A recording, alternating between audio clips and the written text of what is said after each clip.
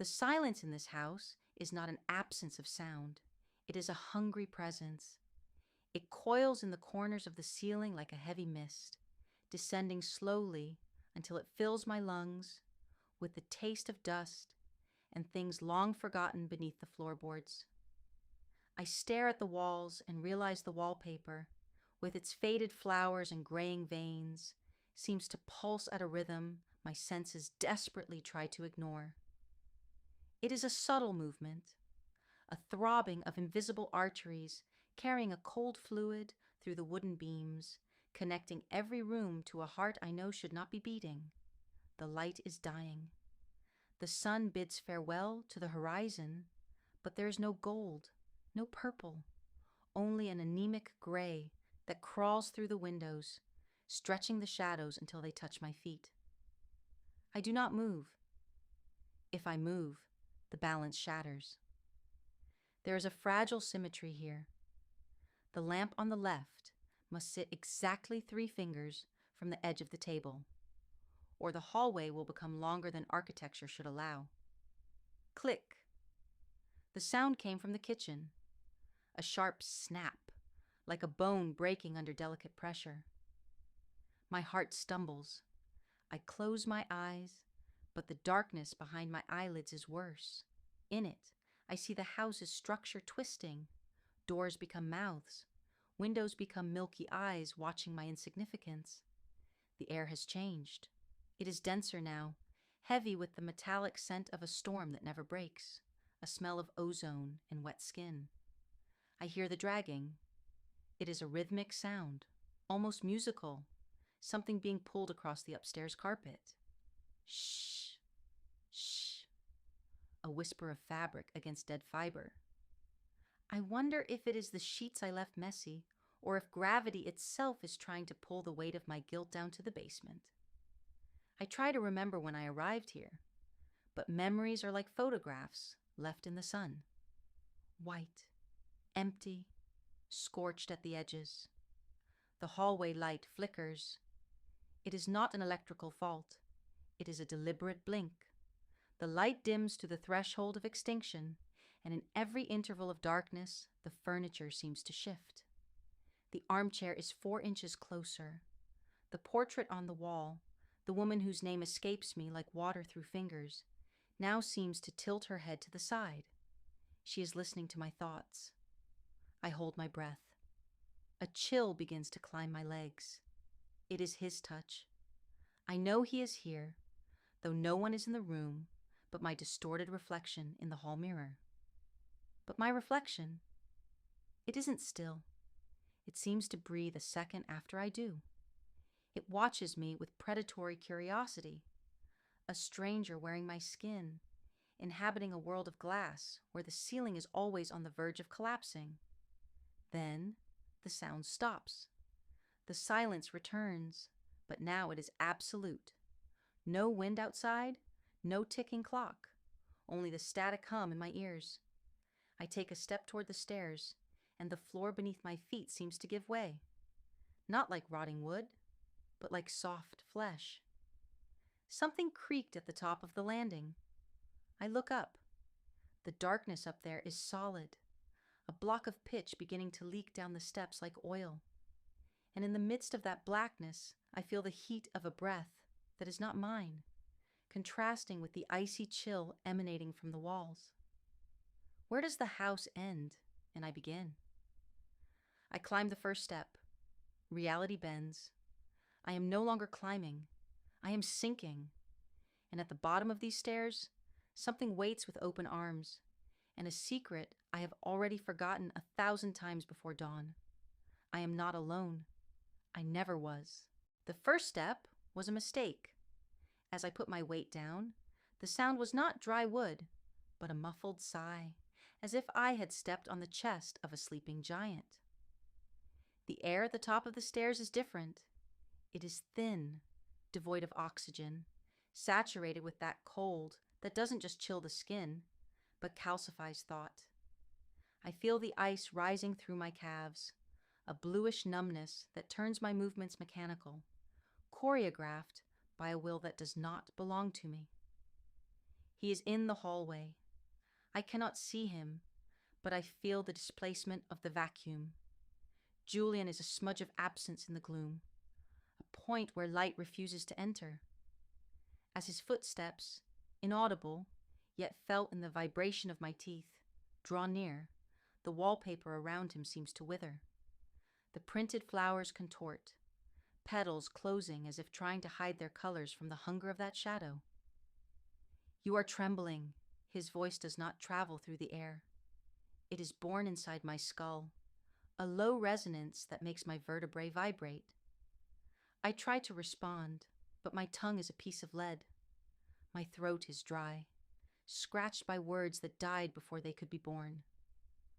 I want to ask about the shapes in the dark, about the dragging sheets, about why every mirror in this house is turned toward the wall. But Julian materializes before me, inches away. He is tall, a silhouette of funeral elegance, and his skin has the pallor of marble left in the elements for centuries. He reaches out. His touch finds my neck. It isn't the chill of an ice cube. It is the cold of a grave, opened under an August moon. It is an impossible temperature for a breathing thing. My pores snap shut in shock, and for a second, my heart stops. He is draining my heat, drinking my life through the contact of his fingertips against my carotid artery. And yet, I do not pull away.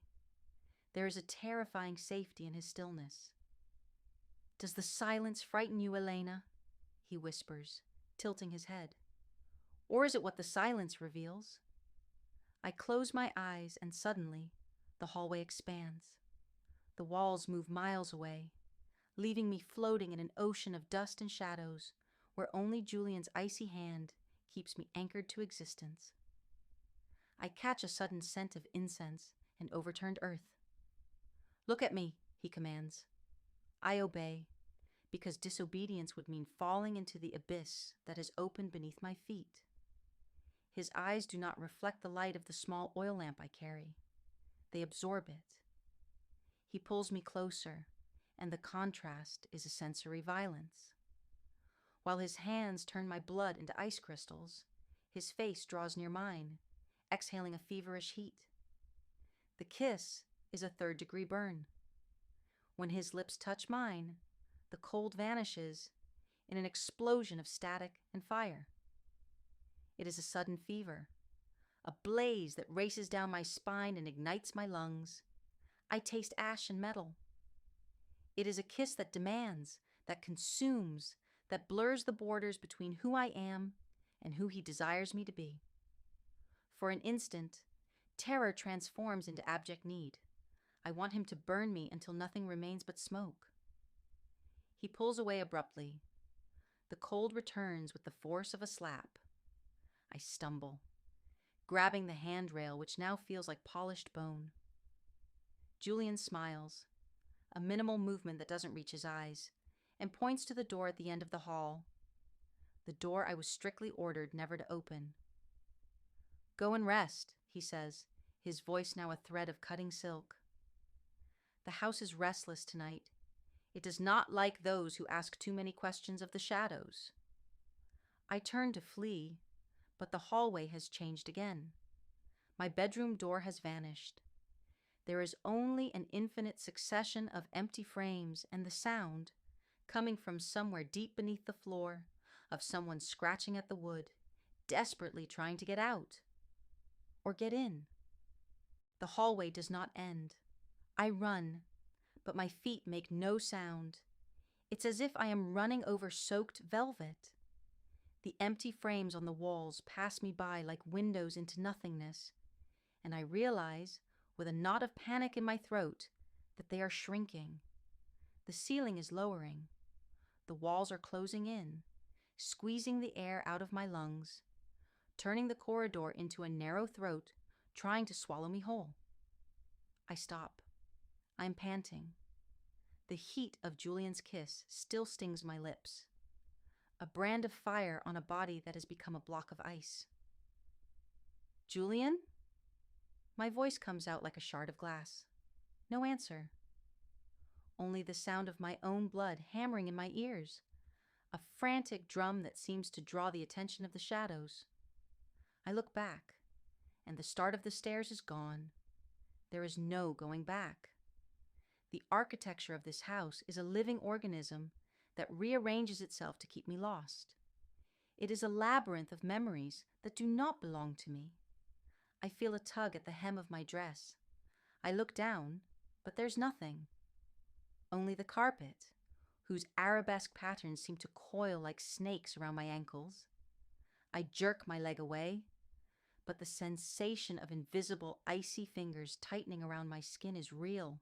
Someone, or something, is crawling in the space between the floor and reality. Scratch, scratch, scratch. The sound now comes from inside the walls. I press my ear against the cold wood and hear a chorus of overlapping whispers. They are women's voices. They don't speak words. They emit rhythmic laments, a litany of warnings I refuse to understand. He keeps the heat. He steals the time. Suddenly, the door at the end of the hall, the one Julian forbade me to touch, swings open on its own. There is no light inside, only a dense bluish mist that smells of formaldehyde and dead jasmine. I should run the other way, but my feet move of their own accord. Julian's will is a silk thread tied to my spine. He pulls, and I obey with a passivity that terrifies me. I enter the room. The space is larger than the house should allow. It is a library of mirrors. Hundreds of mirrors of all sizes, hanging from the ceiling, leaning against the walls, piled on the floor. And in none of them do I see my reflection. I see Julian. In every frame, he is in a different position. In one mirror, he is sitting in an armchair reading a book made of human skin. In another, he stands still, looking at me with a sadness so deep it is violent. In a third, he is closer to the glass surface, hands pressed flat against it as if he were trapped. You came! His voice comes from all the mirrors at once, creating a cacophony that makes my head spin.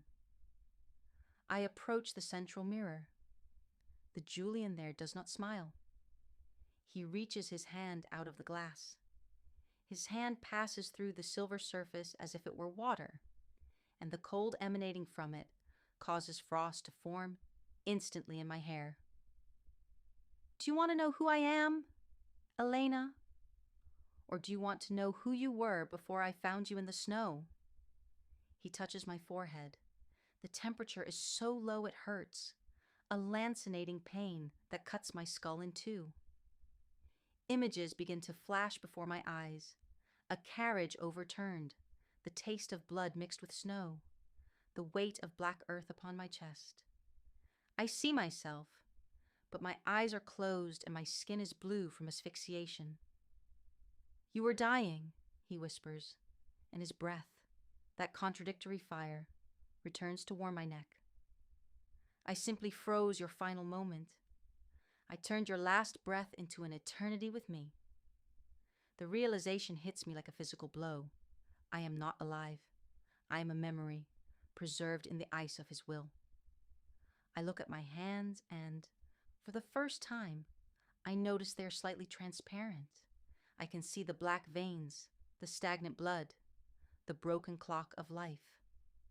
Panic floods me, but it is not a human panic. It is the vibration of a shattered object.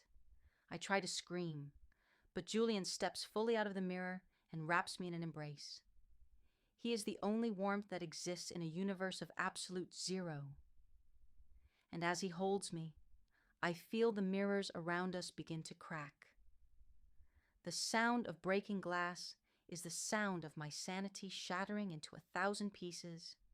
Do not fear the truth, he murmurs against my ear, as his kiss begins to burn my skin again, fusing my essence to his. Fear is for those whose hearts still beat. You are mine now, and winter will never end. Julian's embrace is not a gesture of comfort. It is a sentence of confinement. As the mirrors around us continue to shatter, each crack sounds like a gunshot against the mansion's stillness. I do not fall, for there is no longer a floor, only a gray suspension where time folds in on itself. The scent of dead jasmine is replaced by the acrid smell of something that burned long ago and never cooled. "Feel the weight of your denial, Elena," he whispers, his voice the slide of a blade over silk. He lets me go, and the absence of his touch makes me stumble. The room of mirrors has vanished. I am back in the entrance hall, but the house is disfigured. The walls are no longer wood or paper. They seem made of solidified smoke, undulating gently, as if the mansion were breathing heavy, toxic air. The fireplace, which was always cold, now overflows with a black flame, a light that does not illuminate, but projects shadows where there should be clarity. I run for the front door. My hands, those pale, translucent hands, grab the brass knob. It is glowing white hot. I scream. The sound that leaves my mouth is not human. It is the screech of a metal structure under pressure. The pain of the burn is real, vivid, a violent contrast to the icy numbness Julian installed in my bones. I look at the palm of my hand. There are no blisters, no red marks. There is only a smudge of ash, as if my flesh were turning to charcoal dust. "You cannot exit through what does not exist," his voice comes from above. Julian is floating, or perhaps I'm sinking, at the top of the staircase that now stretches into infinity. He holds a small object, a tarnished silver locket. He opens it, and the sound of a child crying escapes the metal, a wail that makes the smoke walls tremble. "Why did you bring me back?" I ask, and my voice seems to come from every corner of the room except from me. "I did not bring you back, my love." He descends the steps without moving his feet, a predatory apparition. "I prevented you from leaving. There is a cruel difference between a miracle and an obsession." He stops before me and, with a slow movement, blows toward my face. The air that leaves him is a blizzard. My eyelashes coat with frost, and my vision becomes a kaleidoscope of white fragments. In the middle of the white blindness, I see the scene again. The carriage, the fallen horse with broken legs, and Julian. Julian standing over my body in the snow, not praying for me, but drawing symbols with my blood on the crust of ice. He did not save me. He enslaved me in an eternal interlude. My distorted perception begins to flicker between the now and the then. I see the luxurious mansion, and in the next second, I see the reality behind the veil. A scorched ruin, charred beams pointing at the sky like skeletal fingers, and the wind carrying the ashes of what was once a home. I am not in a mansion. I am in a burned grave. "Your kiss," I stammer, feeling the feverish heat return to my lips, an anchor of agony. "Why does it burn if everything in you is death?" Julian smiles, and for the first time, I see a tear roll down his marble face. It is not made of water, but of living mercury. Because desire is the only thing the fire could not consume. I burn because I still feel the thirst for your soul. And you burn because your life is kept here, in my ashes, and not in your veins. He reaches out again, but this time I see what he is beneath the illusion. A creature of coal and frost, a monster born of grief and the refusal to say goodbye. Panic reaches its peak. The floor beneath my feet becomes liquid, a puddle of deep shadow that begins to pull me down. The central mystery unravels into an obscene truth.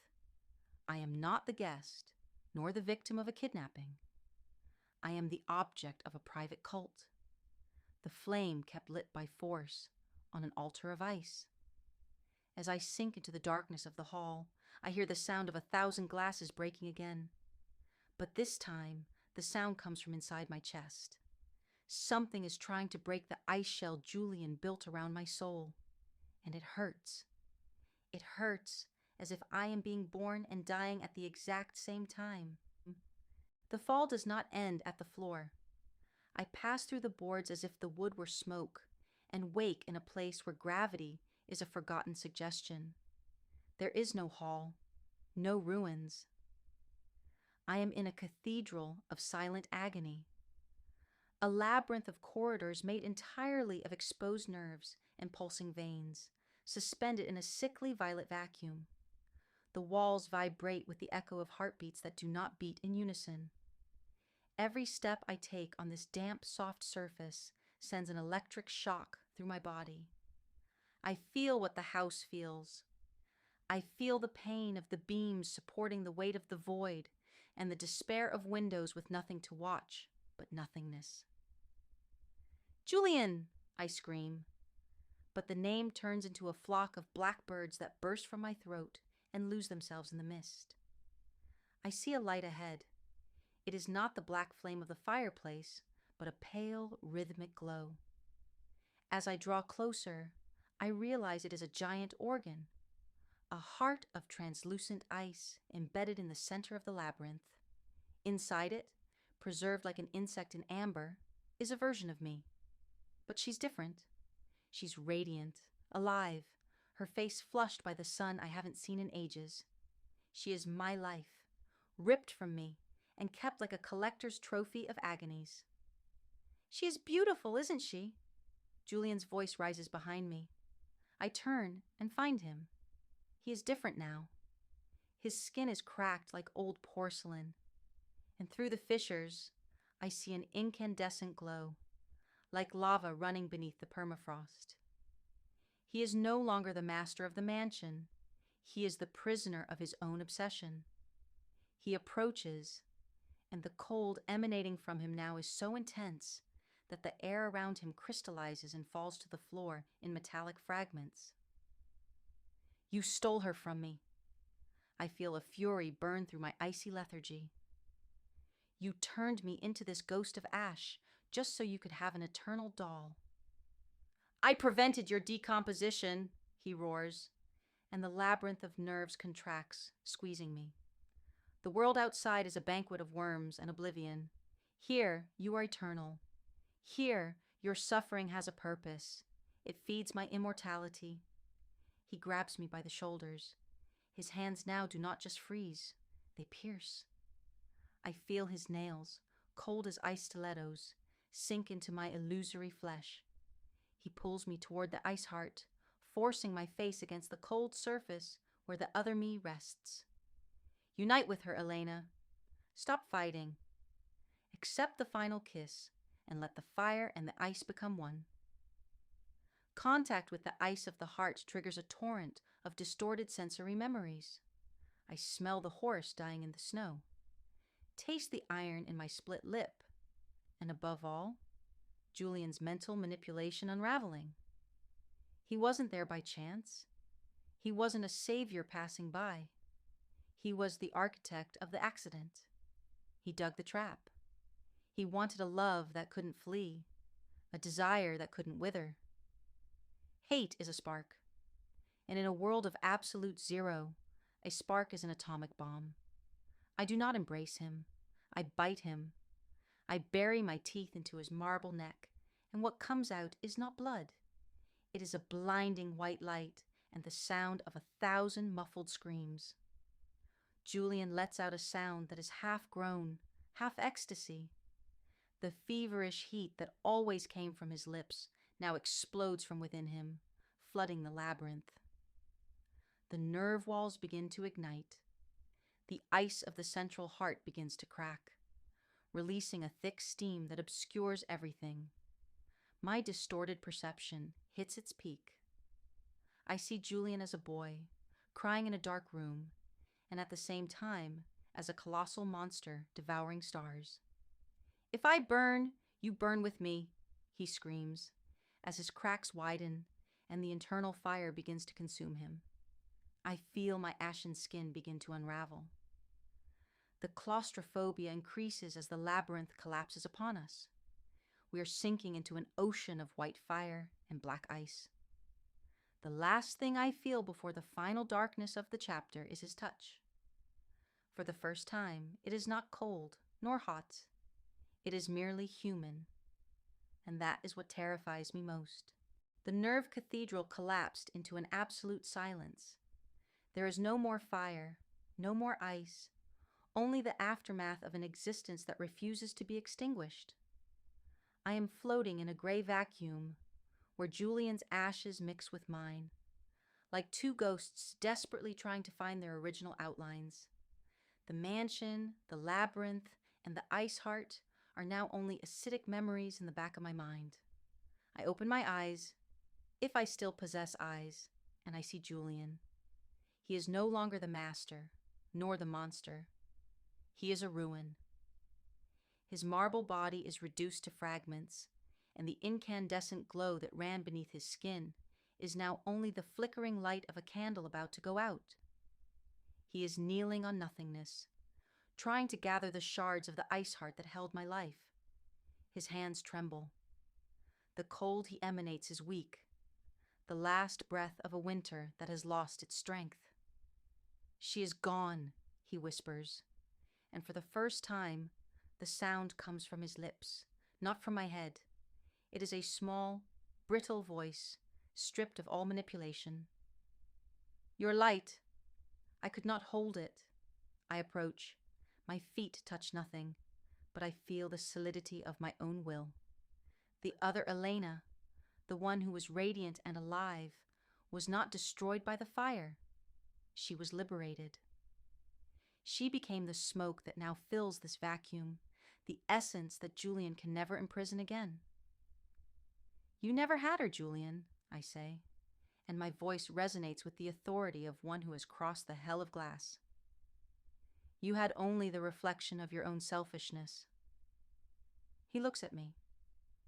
There is no more predation in his eyes, only a vast, hungry void that causes me a deep nausea. He reaches out one last time. It is his touch. It is frigid, but now it is a pathetic cold, the chill of someone being erased from their own story. "Do not leave me in the dark," he begs.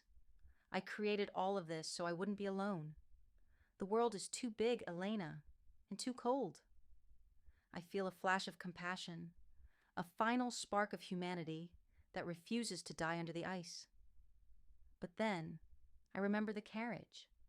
I remember the blood in the snow. I remember every lie whispered in the gloom to convince me I was insane, that I was his. The desire I felt, that fire he planted in me, begins to transform. It no longer burns. It becomes a clear, cold, purifying flame. "You are already in the dark, Julian. You are the darkness." I lean in, and in a final gesture of irony and liberation, I kiss him. The kiss does not burn. It does not freeze. It is annihilation. The moment our lips touch, the symbiosis breaks. I withdraw from him every ounce of heat he stole from me throughout these decades of illusion. I feel his essence drain away, the fragments of his porcelain soul dissolving into stardust. He lets out a long sigh, a sound of terrible relief, and vanishes. I am alone. The gray mist begins to dissipate. The claustrophobia vanishes, replaced by a spatial immensity that makes me feel tiny, yet free. The horizon begins to brighten with a light that is not from a fireplace, nor an oil lamp. It is the light of morning, a real morning. I look down and see my body. It is no longer made of ashes or glass. I am made of light and memory. I see the mansion, now only a pile of black stones covered by a soft, silent snow. There are no screams in the walls. There is no dragging on the floor above. I turn and begin to walk. There are no more locked doors. There are no more whispers. The cold is still there. Julian's eternal winter has left its mark on me. I feel that I will never truly be warmed by the sun again. But as I walk away from the ruins, I realize it doesn't matter. His touch was cold and his kiss burned. But now I am my own fire. If you enjoyed this glimpse into the shadows, subscribe to Velvet Vices for more forbidden stories. Don't let the fire fade out.